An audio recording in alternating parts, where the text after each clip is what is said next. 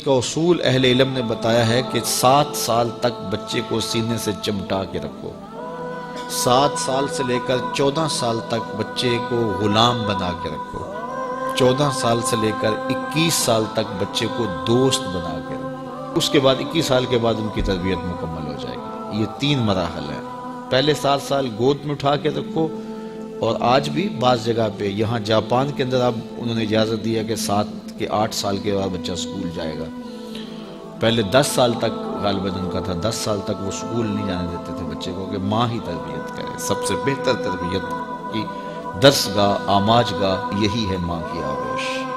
تو یہ جو 3 ساڑھے 3 سال کے بچوں کو ہم ماں اپنے سے دور کرنے کی کوشش کرتی ہے، نہیں، 7 سال بچے کو سینے سے چمٹا کے رکھے اور زیادہ وقت ماں دے، اور عمل سے سیکھتا ہے۔ اس لیے جب کوئی ماں باپ بن جائے تو اپنی عادتیں پرانی چھوڑ دیں اور اچھی عادتیں اختیار کرے، تاکہ وہ عادتیں اولاد کے اندر منتقل ہوں۔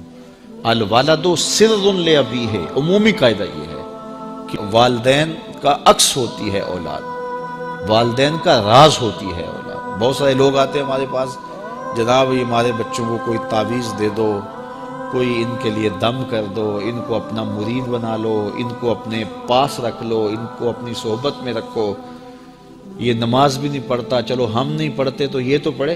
تو میں کہتا ہوں جب آپ نہیں پڑھتے تو یہ کیوں پڑھے؟ یہ کیسے؟ یہ اصول یہ ہے کہ آپ کریں گے تو یہ کرے گا، لیکن آپ کہتے ہیں کہ ہم نہیں کرتے یہ تو کرے۔ ایک چور بھی چاہتا ہے کہ میرا بیٹا ولی ہو، جس طرح آپ ماحول فراہم کریں گے اس طرح کا جو ہے وہ عکس آپ کا اولاد ہوگی۔ حضور نے فرمایا ہر پیدا ہونے والا بچہ فطرت اسلام پہ پیدا ہوتا ہے، فطرت سلیمہ پہ پیدا ہوتا ہے۔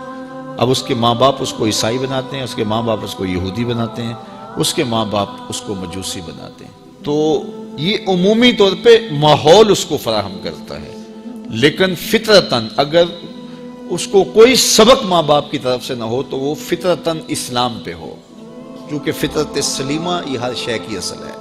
ہر انسان پیدا ہوتا ہے تو فطرت سلیمہ میں پیدا ہوتا ہے۔ تو اچھے والدین اچھی تربیت کی ضمانت ہے۔ تو جب کوئی کسی شخص کی شادی ہو جائے تو شادی سے ویسے بھی دین کی تکمیل ہو جاتی ہے، تو پھر اپنی عادات کو بھی بہتر کرے، اور تاکہ آنے والی اولاد نے اس کے عمل سے سیکھنا ہے، اس کے رویے سے سیکھنا ہے، اس کے طرز زندگی سے سیکھنا ہے۔ تو ہمارا سب سے قیمتی سرمایہ ہماری اولاد ہے۔ بعض اوقات ہم جو ہے وہ سارا دن اپنے کاروبار کو دیتے ہیں، دیگر امور میں دیتے ہیں، اولاد کو وقت نہیں دیتے۔ تو اولاد کو وقت چاہیے ہوتا ہے، اور اولاد کو وقت دینا چاہیے، اور اولاد کو وقت دینے سے ان کی اچھی تربیت ہوگی۔ وہ آپ کے پاس بیٹھے اٹھیں گے، آپ کی باتیں سنیں گے، آپ کے عمل دیکھیں گے، آپ کے رویے دیکھیں گے، تو پھر ان کے اندر اس کا عکس پیدا ہوگا۔ آپ کی روایات ان کے اندر منتقل ہوں گی، آپ کی عادات ان کے اندر منتقل ہوں گی، آپ کے حق کیا ہیں، اپنے اخلاق کیا ہیں، اپنی اقدار کیا ہیں۔ اگر وہ صالح ہیں تو صالح منتقل ہوں گی، اگر وہ صالح نہیں ہیں تو پھر جو ان کی عادات ہیں وہ ان کے اندر منتقل ہو پائیں گی۔ تو اس لیے ہمیں اولاد کی تربیت کرنے کے لیے سب سے پہلے اپنا جائزہ لینا ہوگا، اور پھر اس کو اولاد میں منتقل کرنا ہوگا۔ یہ کوئی ایسی گولی نہیں ہے کہ جو ہم خود نہ کھائیں اور ان کو کھلا دیں اور ان کو شفا ہو جائے۔ یہ گولی ہمیں خود بھی کھانی پڑے گی، پھر ان کو کھلانی پڑے گی۔ تو اس لیے قرآن نے کہا قُوا أَنفُسَكُمْ وَأَهْلِيكُمْ نَارًا وَقُودُهَا النَّاسُ وَالْحِجَارَةُ، اپنے آپ کو اور اپنی اولاد کو، اپنے اہل و عیال کو جہنم کی آگ سے بچا لو، جس کا ایندھن انسان اور پتھر ہیں۔ اپنے عمل اتنے خوبصورت بناؤ، اپنے رویے اتنے پاکیزہ کر لو، اپنا انداز اتنا خوبصورت بنا لو کہ تمہارے رویے اور تمہارا انداز تمہاری نسلوں میں منتقل ہو، اور وہ بھی جہنم کی آگ سے بچ جائیں اور تم بھی جہنم کی آگ سے بچ جاؤ۔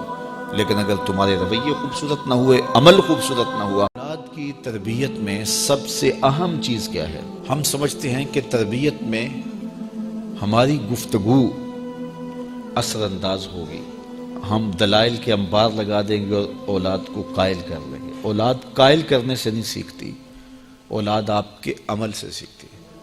ہم کہتے ہیں اولاد جب بڑی ہوگی، جب سمجھدار ہوگی تو پھر ہم ان کی تربیت کرنے لگیں گے، لیکن اس وقت وہ اس مرحلے سے نکل چکی ہوتی ہے۔ ماں باپ یہ سمجھتے ہیں ابھی تو یہ بولتے بھی نہیں ہیں، ابھی جو ہم کہتے ہیں وہ سمجھتے بھی نہیں ہیں، لیکن جو آپ کر رہے ہو اس کو سیکھتے ضرور ہیں۔ جو نابینا ہوتا ہے اس کی آنکھیں نہیں ہوتی لیکن دیگر اس کے حواس زیادہ کام کر رہے ہوتے ہیں۔ جب بچہ بول نہیں رہا ہوتا اور بچہ جب سمجھ نہیں رہا ہوتا تمہاری گفتگو کو، تو اس کی کاپی کرنے کی جو حس ہوتی ہے، نقل کرنے کی جو حس ہوتی ہے، وہ بہت زیادہ ہوتی ہے۔ تو وہ وقت ہوتا ہے اولاد کو سکھانے کا۔ اس لیے میرے حضور نے ارشاد فرمایا کہ اپنے گھروں کو قبرستان نہ بناؤ۔ یعنی جس طرح قبرستان میں کبھی نماز نہیں پڑھی جاتی، تو تمہارے گھر کے اندر نماز نہ پڑھی جا رہی ہو تو بچے کہیں گے اور خود مصلی پہ کھڑا ہونا شروع ہوں گے۔ ابتداً وہ یوں ہی مصلی پہ آئیں گے۔ امام غزالی فرماتے ہیں ہر عمل پہلے ریا ہوتا ہے، پھر عادت بنتی ہے، پھر عبادت بنتی ہے۔ تو پہلے وہ ویسے ہی دکھلاوے کے لیے مصلی پہ آئیں گے، پھر آہستہ آہستہ ان کی عادت بنے گی، پھر اس کے بعد وہ عبادت بن جائے گی۔ اور فرمایا گیا 7 سال کا بچہ، اس کو ترغیب دو نماز کی۔ 10 سال کی عمر ہوگی اور ابھی تک نہیں پڑھتا، تو پھر اس کو مار کر کے ہلکی ضرب سے اس کو زود و کوب بھی کیا جا سکتا ہے اور اس کو نماز کا خوگر بنایا جائے، تاکہ بلوغت سے قبل وہ نماز کا عادی بن جائے۔ اور آپ کو یہ بتاؤں کہ جو عمل بچے بچپن میں کرتے ہیں بلوغت سے پہلے، مثال کے طور پہ نماز پڑھتے ہیں، ابھی ان پہ نماز فرض نہیں ہوئی، واجب نہیں ہوئی۔ اس طرح چھوٹے بچے روزہ رکھ لیتے ہیں، 8 سال کے، 7 سال کے، 6 سال کے بچے روزہ رکھ رہے ہوتے ہیں۔ پھول جیسے بچے دوپہر کو کملا جاتے ہیں تو مائیں پریشان ہو جاتی ہیں، تو وہ انہیں بعض وقت خلوت میں لے جا کے کہتی ہیں کہ یہ دودھ پی لو، یہ چیز لے لو، کوئی دیکھ نہیں رہا۔ تو وہ بچے مانتے نہیں کہ نہیں، ہمارا اللہ دیکھ رہا ہے، ہم نے روزہ نبھانا ہے۔ تو وہ شام کے وقت کتنے بے دل سے ہوئے ہوتے ہیں، لیکن اس کے باوجود روزہ نبھا جاتے ہیں۔ اس طرح عمرہ کرتے ہیں بچے، حج کرتے ہیں بچپن کے اندر، اسی طرح جو ہے وہ نمازیں پڑھتے ہیں اور دیگر نیک عمل کرتے ہیں۔ تو وہ ابھی تو نہ ان کے لیے نماز واجب ہوئی، نہ ان کے لیے روزہ واجب ہوا، تو وہ بچے بلکہ شب بیداریاں کرتے ہیں، راتوں کو جاگتے ہیں بچے۔ یہ حفظ القرآن جو بچے کر رہے ہوتے ہیں، تو یہ اتنی زیادہ محنت کر رہے ہوتے ہیں کہ آدھی رات اٹھ کے تو اپنا سبق یاد کر رہے ہوتے ہیں اور سارا دن قرآن مجید پڑھ رہے ہوتے ہیں۔ اس طرح سے نظامی کے بچے جو بھی نابالغ ہوں، تو جو بچے ابھی بالغ نہیں ہوتے، تو جو عمل کرتے ہیں وہ نمازیں ہیں، روزے ہیں، حج ہے، عمرہ ہے، یا کوئی اور نیک عمل ہے، سارے کا سارا ثواب ماں باپ کے نامہ اعمال میں درج ہوتا ہے۔ اب مجھے بتاؤ، چھوٹا بچہ جب روزہ رکھتا ہے اور کمزوری کے باوجود وہ شام تک روزہ لے جاتا ہے، اور پھر اس وقت جب روزہ افطار کرتا ہے سارے دن کی بھوک اور پیاس کاٹ کے، تو مجھے بتاؤ کہ ان کا رب کتنا خوش ہوتا ہوگا۔